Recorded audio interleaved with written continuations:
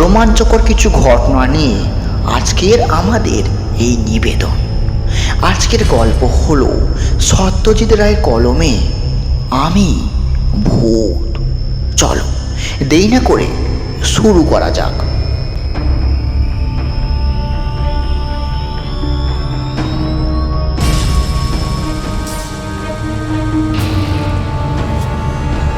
আগুনে পুড়ে শরীর আর মুখে যে অবস্থা হয়েছিল, ভূত হয়েও সেই অবস্থাটাই রয়ে গেছে।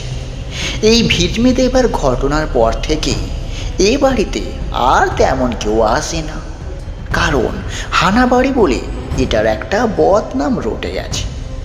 আমার পক্ষে এটা খুব লোকসান, কারণ বাড়িতে জ্যান্ত লোকজন থাকলে আমার বেশ ভালোই লাগে, না হলে তো সেই একা একা দিন কাটানো। ভূত এ তল্লাটে আরও অনেক আছে, কিন্তু এ বাড়িতে তো নেই, কারণ এখানে আর কেউ কখনো অপঘাতে মরেনি। শহরের অন্য জায়গায় যে ভূত আছে তাদের সকলকে আমার ঠিক পছন্দ নয়। কয়েকজন তো রীতিমতো খুবই মন্দ, যেমন ধরো না নস্করদা বা ভীম নস্করের ভূত। ওর মতো কুচক্রি ফন্দিবাজ ভূত দুনিয়ায় দুটোই হয় না। এই দেওঘরে কিছুদিন আগে লক্ষণ ত্রিপাঠী বলে এক পোস্ট মাস্টার ছিলেন। লক্ষণের সঙ্গে সাপে নেউলে সম্পর্ক ছিল স্টেট ব্যাংকের কর্মচারী কান্তিভাই দুবের। এক সন্ধ্যায় লক্ষণ ত্রিপাঠী পোস্ট অফিস থেকে বাড়ি ফিরছেন। শাহবাবুদের বাড়ি পেরিয়ে মাঠটার কাছে আসতেই ভীম নস্করে ভূত করলো কি, ঝপ করে একটা তেঁতুল গাছ থেকে নেমে ত্রিপাঠী মশাইয়ের ঘাটটা মোটকে দিল।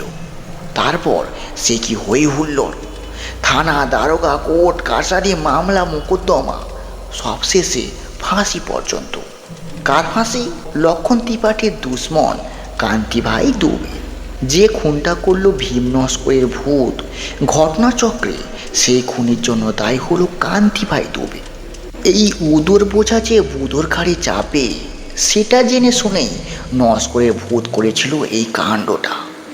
আমি বাধা দিয়ে নস্করদাকে বললাম যে তুমি কাজটা ঠিক ভালো করনি।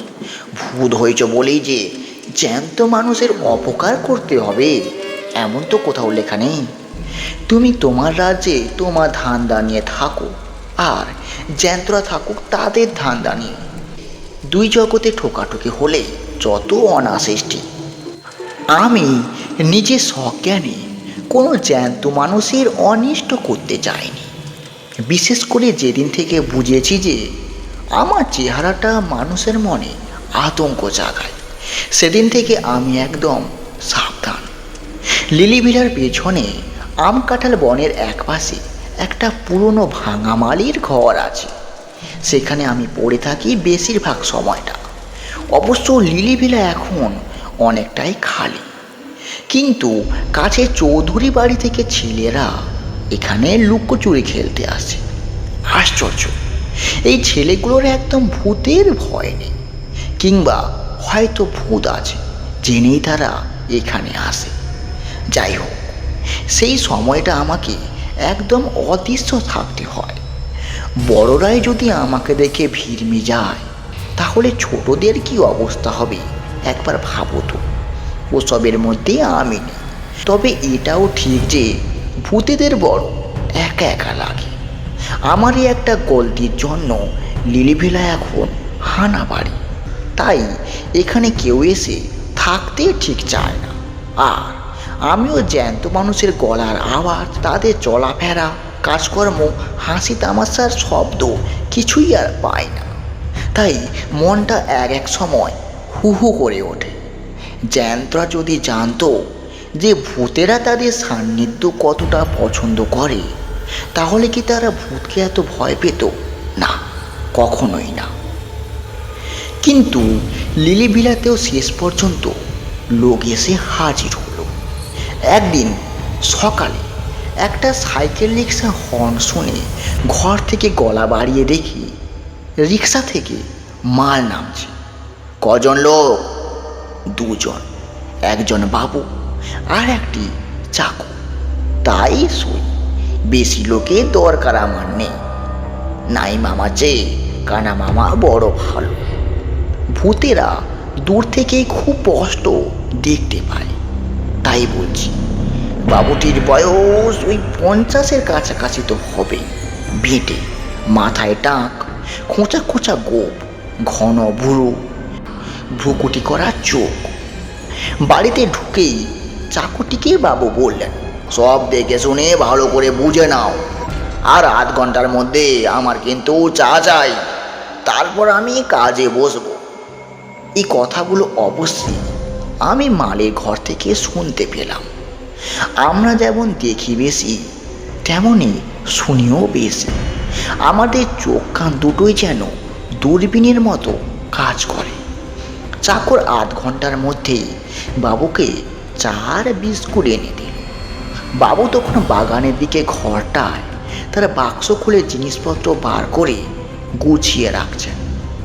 জানলার সামনে একটা টেবিল চেয়ার, তার উপর দোয়াত, কলম, কাগজ সব কিছুই যেন পরিপাটি করে রাখা হয়েছে। ইনি তাহলে লেখক, খুব নামকরা লেখক কি? হ্যাঁ, তাই। ভদ্রলোক আসার ঘণ্টাখানেকের মধ্যেই দেওঘরে জনাষ্টিক বাঙালি এসে হাজির হলো লিলি ভিলাতে। তখনই জানলাম ভদ্রলোকের নাম নারায়ণ শর্মা। আসল নাম না ছদ্মনাম তা আমি ঠিক জানি না, তবে এই নামেই সকলে তাকে ডাকে। বাঙালির দল নারায়ণবাবুকে দেওঘরে পেয়ে কৃতার্থ। এত বড় একজন কাউকে তো সবসময় আর পাওয়া যায় না। তাই যদি ভদ্রলোকের আপত্তি না থাকে, তাহলে এখানকার সকলে তাকে একটা সংবর্ধনা জানাতে ইচ্ছুক। নারায়ণ শর্মা লোকটি দেখলাম বেশ কড়া। বললেন, এখানে নিরিবিলিতে কাজ করতে পারবো বলে কলকাতা ছেড়ে দিলাম, আর আসা মাত্র আপনারা এসে ভিড়ের জন্য পিড়াপিড়ি করছেন। এ কথাই অবশ্যই সকলে একটু কাঁচুমাচু ভাব করলেন। তাতে আবার নারায়ণ শর্মা নিজেই নরম হয়ে বললেন, বেশ, আমাকে দিন পাঁচেক একটু কাজ করতে দিন, তারপর হবে সব কিছু। বেশি বিব্রত করলে আমি কিন্তু আবার তল্পিতল্পা গুটিয়ে কলকাতায় ফিরে যাব। এই সময় ঘোষবাড়ির কর্তা নিতাইবাবু হঠাৎ একটা প্রশ্ন করে বসলেন, যেটা আমার মোটেও ভালো লাগলো না। তিনি বললেন, তাই এখানে এত বাড়ি থাকতে আপনি লিলি বিলায় বা এসে উঠলেন কেন? নারায়ণবাবুর মুখে এই প্রথম হাসির রেখা ফুটে উঠল। তিনি বললেন, হানাবাড়ি বলছেন তো? তা ভূত যদি আসে তাহলে তো ভালোই, একজন ভালো সঙ্গী আমার পাওয়া যাবে। আপনি বোধহয় আমাদের কথাটা মোটেও সিরিয়াসলি নিচ্ছেন না। বললেন হারু তালুকদার, কলকাতার এক ডাক্তার এখানে সপরিবারে এসেছিলেন। ভদ্রলোক নিজের চোখে দেখেছিলেন একটা ভূত। সে নাকি বিভৎস ব্যাপার। প্রায় 15 মিনিট পর জ্ঞান ফেরে ওই ভদ্রলোকে। এখানে ভালো ডাক বাংলো আছে, ম্যানেজার আপনার খুব ভক্ত, উনি নিজে সব ব্যবস্থা করে দেবেন। আপনি লিলিবেলা কিন্তু ছেড়ে দিন। এইবার নারায়ণ শর্মা একটা অদ্ভুত কথা বললেন, আপনারা বোধহয় জানেন না যে পেটতত্ত্ব সম্বন্ধে আমি যতটুকু জানি ততটা খুব কম লোকই জানি। আমার এখনকার লেখার বিষয়টা হচ্ছে এই পেটতত্ত্ব। এই ডাক্তারের অবস্থায় আমাকে কোনোদিন ঠিক পড়তে হবে না, এটা আমি জোর দিয়ে বলতে পারি। তিনি ভূতের বিরুদ্ধে কোনো প্রিকশন নেন, কোনো ব্যবস্থা করেনি। আমি সেটা নেব এবং করব। ভূত আমার কিছুই ঠিক করতে পারবে না।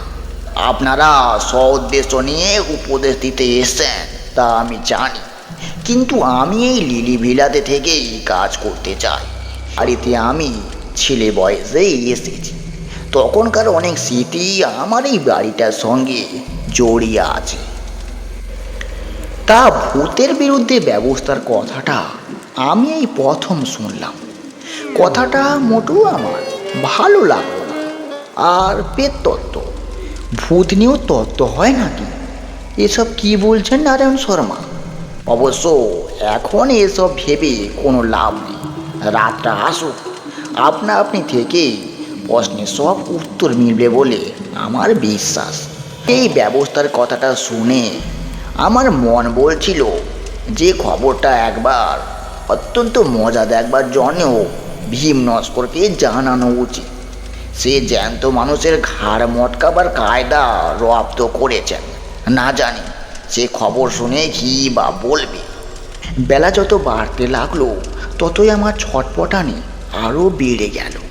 শেষটায় আর না পেরে অদৃশ্য অবস্থায় মল্লিকদের 200 বছরের পুরনো পোড়া বাড়িটায় গিয়ে নস্করদার নাম ধরে ডাকলাম।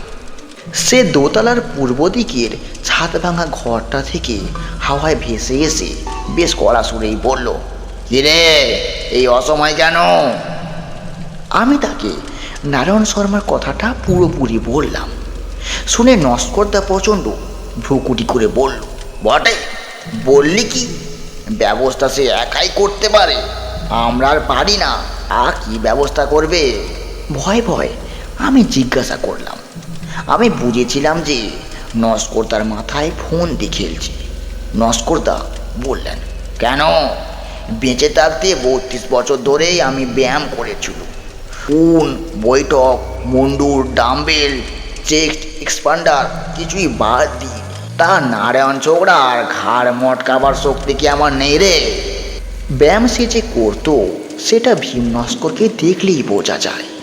সে বিষ খেয়ে আত্মহত্যা করেছিল, তাই তার দেহের কোনো বিকার ঘটেনি। তাই এখনও হাত পা নাড়লে শরীরের মাংসপেশি ঢেউ খেলে যায়। আমি বললাম, তাহলে?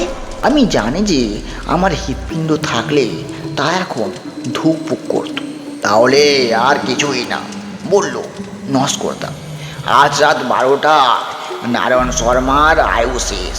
ভূতের সঙ্গে চালাকি করলে আর যেই করুক, ভূত কখনো তাকে ক্ষমা ঠিক করবে না। বাকি দিনটা যে কীভাবে কাটলো তা আমি জানি। এদিকে নারায়ণ শর্মা সারাদিন ঘরে বসে কী সব যেন লিখছেন।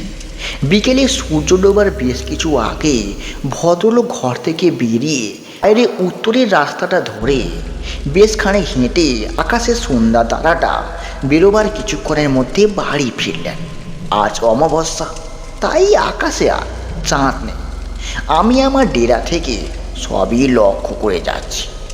এবার নারায়ণ শর্মাকে দেখলাম একটা অদ্ভুত জিনিস করতে। সুটকেস খুলে একটা থলে বার করে তার থেকে একটা গুঁড়ো জিনিস এক মুঠো নিয়ে একটা ধুনুচির মধ্যে ছড়িয়ে দিয়ে তাতে আগুন লাগিয়ে ধুনুচিটা ঘরের বাইরে চৌকাঠের বাইরে রেখে দিলেন। সেই ধুনুচি থেকে গল গল করে ধোঁয়া উঠতে লাগলো, আর দক্ষিণের হাওয়ায় সেই ধোঁয়া সোজা এনে ফেললো আমার ডেরায়। বাপরে, এ কি অবস্থা! ভূতেরা কোনো গন্ধ পায় না, কিন্তু এ গন্ধ দেখছি নাকের মধ্যে দিয়ে একেবারে ব্রহ্মতালুতে পৌঁছে গেছে। এ কি সর্বনাশ! এই অবস্থায় নস্করদাও এবারে ত্রিসীমানায় আসতে পারবে না। তাই সত্যি হলো, মাঝরাত্রি নাগাদ আমার ঘরের পিছনের পাঁচিলের দিক থেকে চাপা গোগানি শুনলাম, সুধন্য, ও সুধন্য। সুধন্য আমার নাম। বাইরে বেরিয়ে দেখি রাস্তার ধারে ঘাসের উপর নাক টিপে বসে আছেন ভীম নস্কর। নাকে সুরে কথা বলল যে, 21 বছর হলো গঙ্গা প্রাপ্তি ঘটেছে আমার, আর এই প্রথম জ্যান্ত লোকের কাছে আমার হার মানতে হলো। মানুষে এত কল করতে পারে তা আমার ঠিক জানা ছিল না রে। ও লোকটা পড়াশুনো করে নস্করদা, ও অনেক কিছু জানে। ও তাই বল, এমন একটা লোকের ঘাড় মটকাতে পারলে কি যে সুগত বল দেখিনি। সে যে আর হবে না তা হয়তো সে বুঝতে পেরেছে। তা তো পারছি, আজ আসি, এ এক নতুন অভিজ্ঞতা ঘটল বটে। নস্করদা চলে গেল, আর আমিও নিজের ঘরে ফিরে এলাম। আর তারপরেই বুঝতে পারলাম যে আমার বড় ঘুম পাচ্ছে।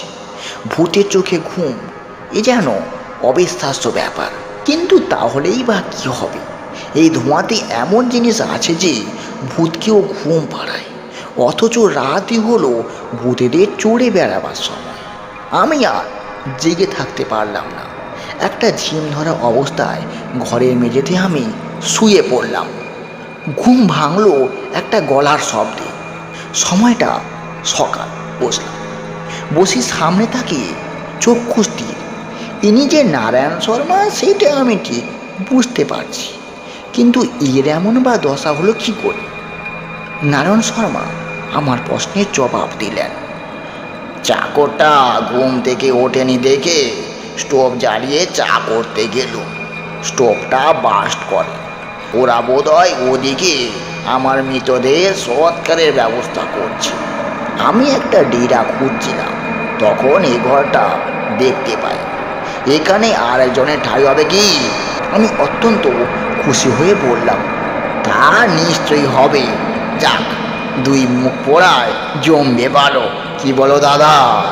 এই ছিল আজকের গল্প। গল্পটি তোমাদের কেমন লাগলো ছোট্ট একটা কমেন্ট করে জানিও। নিত্য নতুন এইরকম ভূতের গল্প, রোমাঞ্চকর গল্প, সানডে সাসপেন্স, প্রেমের গল্প, যে কোনো গল্প শুনতে হলে এই চ্যানেলটি সাবস্ক্রাইব করে আমাদের সঙ্গে থাকুন। আমরা আসছি ঠিক কাল রাত 9টার সময়। প্রতিদিনের মতো ভালো থেকো, সুস্থ থেকো, নিজেদের খেয়াল রেখো।